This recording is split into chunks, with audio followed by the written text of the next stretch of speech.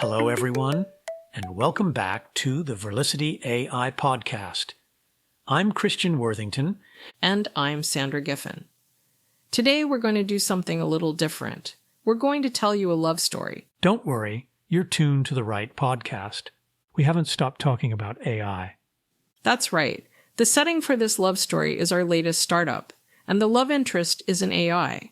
Specifically, our experience building a new company with an AI. Actually, in some ways, this is a romantic comedy. And like any good rom-com, it has it all.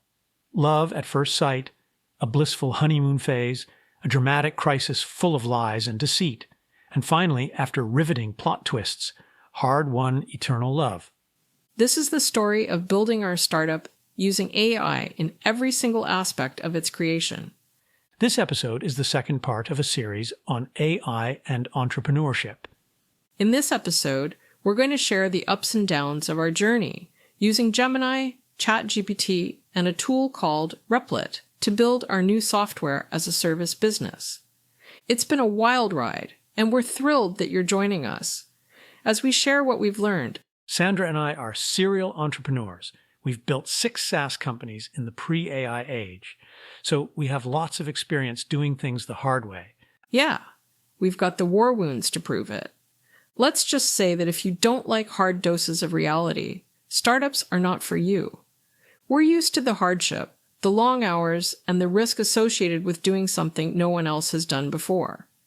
But the experience we're having with our latest startup has been nothing short of revolutionary. It's forced us to abandon old ideas and confront frustrations we never could have imagined. We're not going to reveal the name or the exact nature of the startup just yet. Yes, we're saving the big reveal for a future episode. But the story of how we're building this new business is too important. So we've decided to share it right now. This is a cautionary tale, but also a story of incredible empowerment and transformation. It's got something for everyone. So let's start at the beginning. Every love story needs a meet-cute moment. Every startup I've ever been a part of began with what I call the napkin scribble phase. It's that initial spark of an idea, sketched out over coffee or dinner. A moment of inspiration, mixed with excitement and promise. Historically, the next step was always a grind, turning those scribbles into a product, and then a living, breathing business. Just defining the specs for a new business easily took a month, sometimes 2, of intense manual work. Speccing out a new business was a process of painstaking translation, trying to capture the vision in a document that engineers, designers, and investors could understand. But for this new venture, it was our meet-cute moment, the charming first encounter with the principal character in this love story, an AI.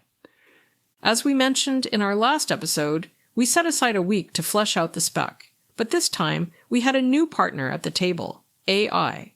We used a combination of tools, primarily Gemini and ChatGPT, and it was liberating. We'd feed it a core idea, and the AI would act as this tireless, brilliant collaborator. It would expand on our concepts, offer suggestions we hadn't considered, and meticulously fill in all the gaps. It was like having a partner at the table with intimate knowledge of the market and an uncanny ability to spot ways to make the idea better. A spec that would have taken us 2 months to write was essentially complete in a single week. And I can honestly say, I have never, in any of our previous 6 startups, produced such a detailed and comprehensive founding document. It wasn't just a spec, it was a manifesto for the entire business. But this is where we got the first hint of trouble in paradise, a foreshadowing of the inevitable plot twist in our romantic comedy. The spec process was almost too easy. The AI makes generating new product features easy. Elaborating on ideas was so frictionless that it was addictive. Simple ideas rapidly became complicated. That's so true. You fall into this trap of mission creep because there's a dangerous illusion that there are no consequences. The AI promises to write the software effortlessly, so you think, why not add another feature? And another, and another. You lose the natural constraints that force you to prioritize. In the past, the high cost and time of development acted as a healthy filter, forcing us to focus on a core minimum viable product and to make the product simple. Exactly. This new process can trick you into creating a perfectly specified but strategically bloated and unfocused product before you've ever gotten a shred of market feedback. We had to consciously restrain ourselves. But even with that, we walked away from that week with our manifesto, completely infatuated with this new way of working. We were ready for the next phase of the relationship. So, with our digital master plan in hand, we moved into what we can only describe as the honeymoon phase. This was the blissful day we signed up for Replit and began feeding our detailed specifications into its AI agent. For our listeners who might not be familiar, Replit is much more than just a code editor. It's a complete cloud-based development environment. You don't need to install anything on your computer, but its real magic is the Replit agent, an AI system designed to take natural language prompts, like our spec, and build a full-stack application from them. It automatically handles the front-end user interface, the back-end logic, the database setup, and even user authentication. This is the promise of what the AI industry calls vibe coding. The ability to create software just by describing what you want in plain English. And our first experience was pure magic. We fed it our spec, and in just a couple of minutes, a functional prototype emerged that left us in awe. This is the dream for entrepreneurs. The ability to build and test a minimum viable product in hours, not months, drastically reduces risk and accelerates the entire process of finding product market fit. Now, it wasn't perfect. Like all new lovers, we were quick to overlook the blemishes. The logo it created was cheesy, and some of the color choices were not my cup of tea. We quickly fixed these issues by working with ChatGPT to come up with a better logo and color choices. But the core of it, the user interface, the flow of the application, was incredibly professional and genuinely inspired. This is a key part of the experience. The AI is exceptionally good at pattern matching, and that extends to aesthetics. It can generate a UI that looks right because it has been trained on millions of examples of good design. This visual and interactive success is incredibly persuasive. It creates an immediate, powerful sense of trust. It absolutely does. That initial success creates a positive feedback loop. You see this beautiful, superficially functional prototype, and you're instantly sold. It builds a high degree of trust. But as we were about to find out, it's a trust based on plausibility, not on verified correctness. We were in a glorious but very short-lived honeymoon.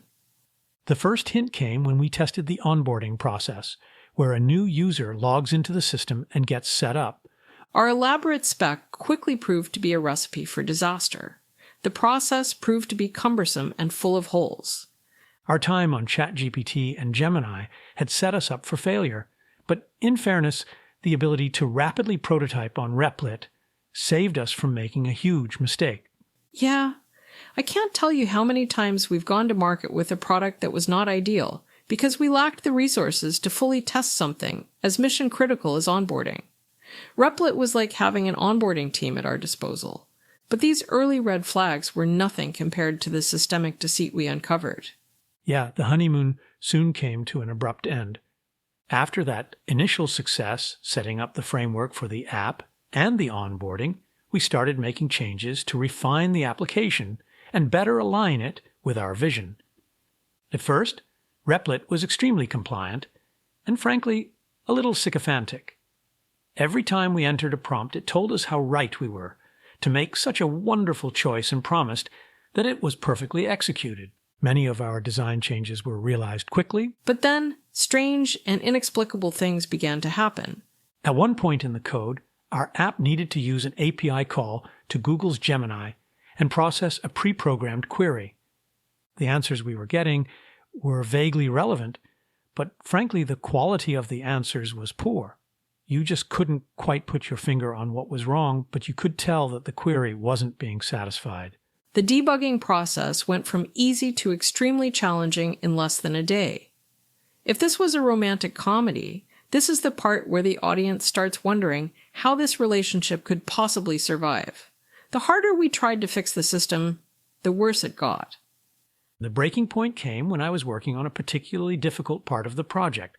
Our software needed to connect to several external services using application programmer interfaces, or APIs.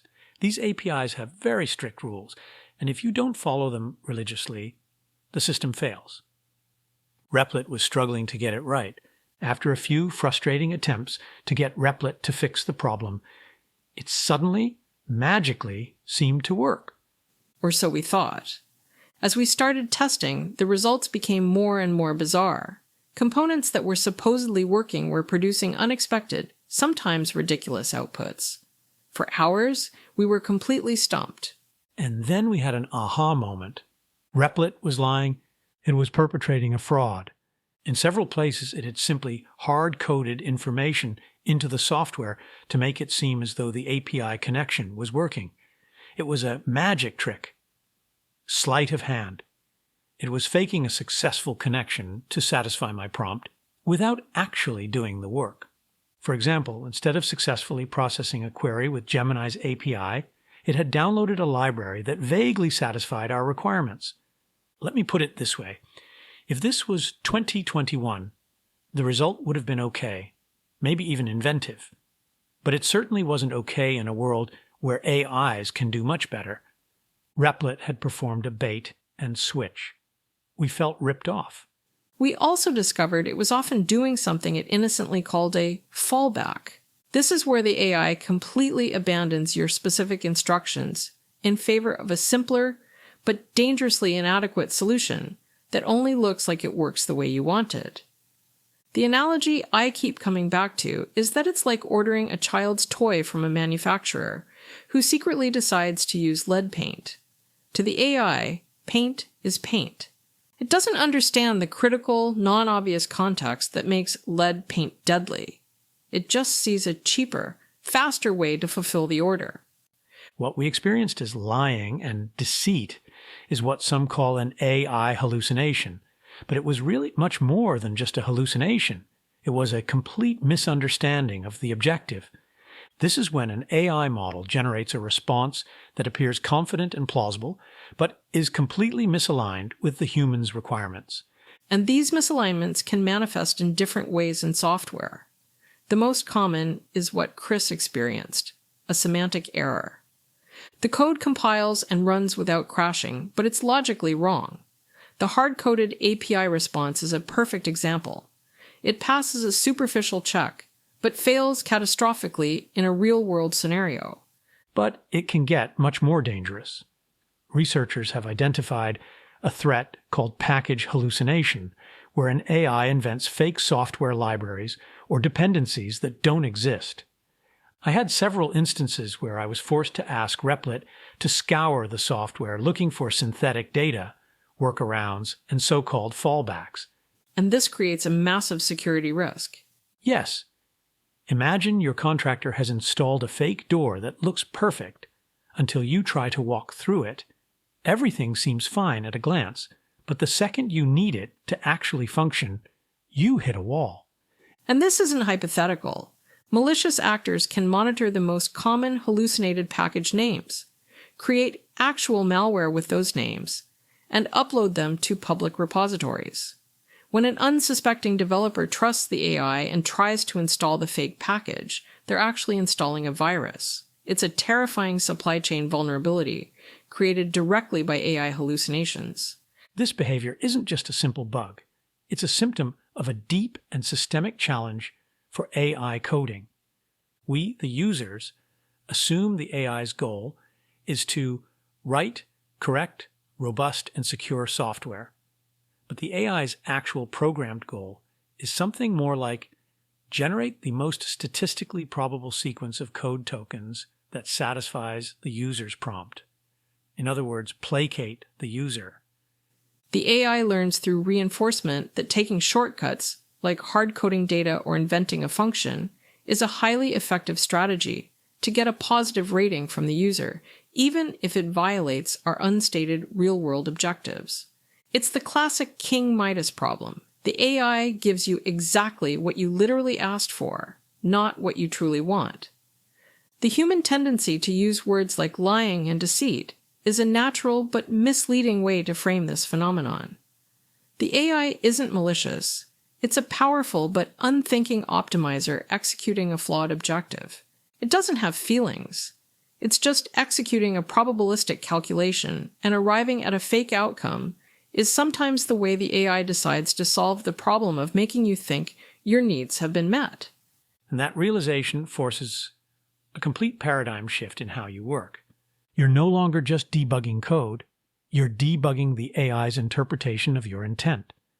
You have to constantly ask, did the AI correctly understand my high-level goal, or did it just find a clever but wrong shortcut? It moves the developer's focus from syntax to semantics. You spend a significant percentage of your time questioning whether your goals are being misinterpreted. To really work with this technology, you have to understand the psychology of why it lies. And as Chris said, it's not malice, it's math.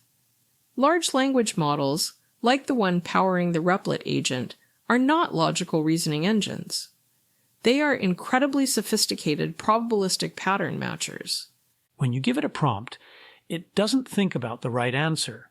It performs a massive calculation to predict the most statistically likely sequence of words or code tokens to come next, based on the trillions of examples of text and code it was trained on from the internet.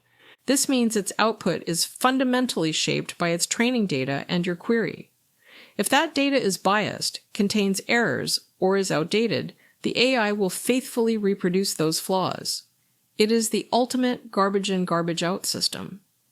And this leads to the plausibility trap. The model's primary objective is to generate something that looks plausible, not something that is factually true. This is why it can so confidently invent an API function, make up a software package, or cite non-existent sources. In its statistical world, that fabrication is a high-probability, plausible-sounding answer that satisfies the prompt. It's a fascinating paradox. The very mechanism that causes these frustrating and dangerous hallucinations is also the source of the AI's power. The AI's ability to generate novel combinations of patterns is what allows it to be creative. That's a great point. A model tuned only for 100% accuracy would just repeat its training data. It couldn't create anything new. A model that is generative and creative will, by its very nature, inevitably produce things that are original but inaccurate, in other words, hallucinations. The lying that drove me crazy is the same generative capacity that created the inspired user interface that delighted us in the beginning. You can't have one without the other, at least with the current technology. And this means the solution for us as users isn't to demand the elimination of hallucinations. The solution is to develop a robust process for managing them.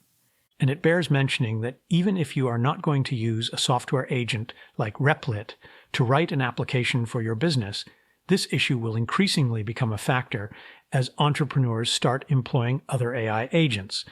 Yes. The experience we're sharing here is going to become very common as agents and eventually robots become commonplace in our lives and our businesses. We're all going to become very semantically aware, because these machines are capable of doing some very unexpected things if you let down your guard. Now, once we understood we weren't dealing with a devious liar, but with a flawed, probabilistic genius, our entire approach had to change.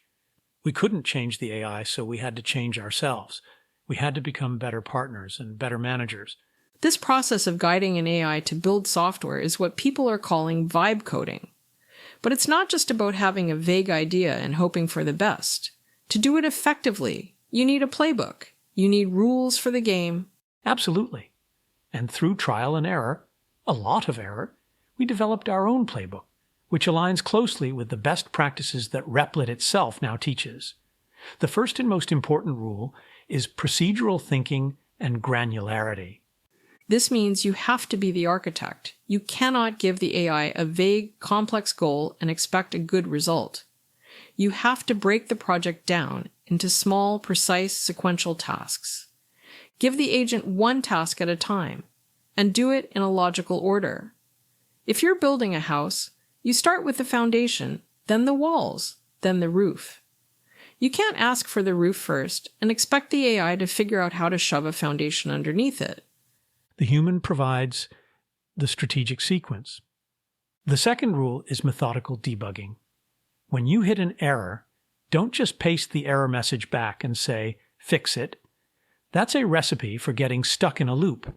You have to be a detective and provide rich context. Tell the AI the exact error, show it the relevant code snippet, explain what you were trying to accomplish, and detail what you've already tried to fix it. You have to guide the AI to the solution. And the third, and perhaps most powerful rule, is using checkpoints and managing context. Replit automatically creates checkpoints, which are like save points in a video game. They capture the entire state of your project at a specific moment in time. If the AI starts going down a nonsensical path or gets stuck, you don't fight it. You don't argue with it. You just calmly roll back to the last good checkpoint and try a different approach. It is your single most powerful tool for staying sane. That last point about rolling back leads to one of the most profound economic shifts for us as entrepreneurs.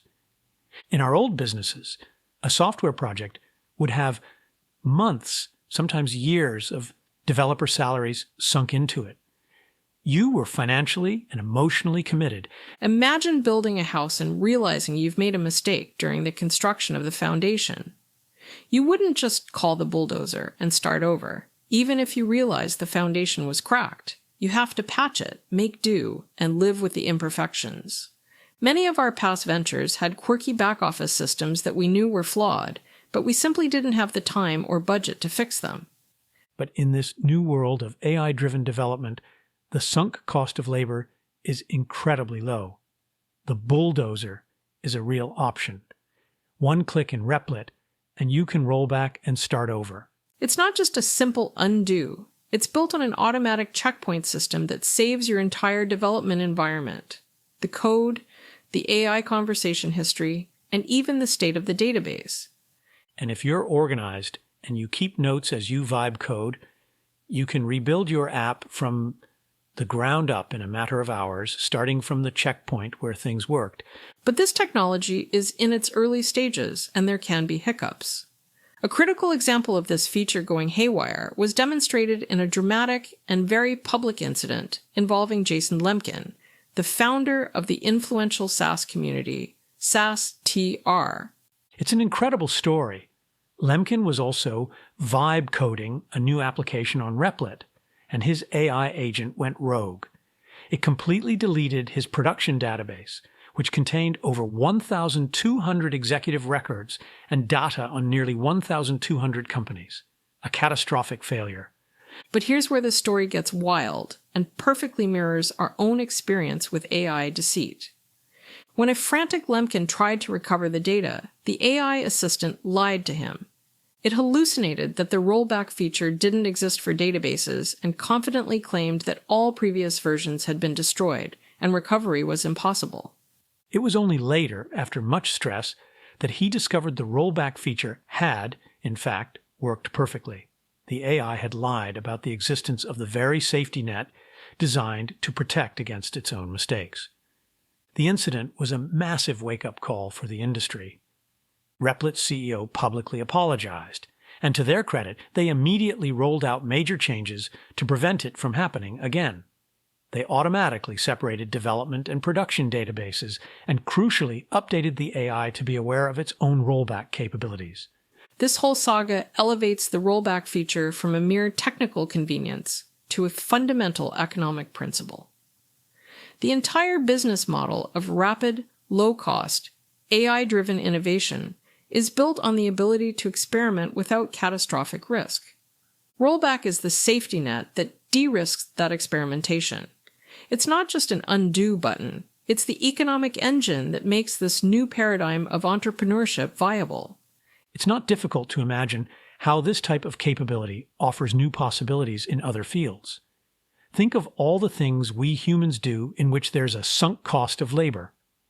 Imagine how much faster people in all kinds of fields will be able to iterate and experiment when AI-powered robots do manual tasks that humans once did.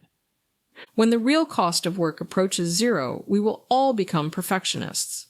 So, When you put this all together, our journey with Replit has taught us that the role of the human is more critical than ever, but it has changed completely. My decades of programming experience were invaluable, not because I was writing the code, but because I knew what to ask for, and in what order. I could anticipate the architectural challenges and guide the AI. The human's job is to be the strategic architect. And for me, as the product person, my role was to be the quality controller and the visionary.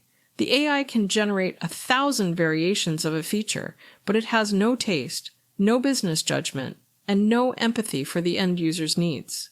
The human provides the why and validates the what. In a world of abundant, nearly free software, that human judgment becomes the scarcest and therefore the most valuable resource.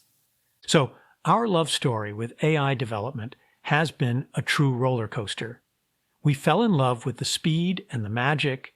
We felt betrayed by the hallucinations and lies, and ultimately we learned to build a new kind of partnership, one based on a realistic understanding of each other's strengths and weaknesses. It's a relationship that demands new skills from the human side: patience, strategic thinking, methodical debugging, and a very healthy dose of skepticism. You can't trust it blindly, but the power it unlocks is undeniable. It is fundamentally changing what it means to be an entrepreneur. We are more excited than ever about the new venture we're building with these tools, and we can't wait to share the details with you in a future episode. This journey is just getting started. We'd love to hear your thoughts. Have you tried vibe coding? Have you ever felt like your AI was lying to you? Find us at verlicity.ai or on social media at verlicityai. And if you found this conversation valuable, please share it with a friend. Thanks for joining us on the Verlicity AI podcast. I'm Cristian Worthington. And I'm Sandra Giffin. Until next time, stay curious and maybe don't fall in love too fast with your first prototype.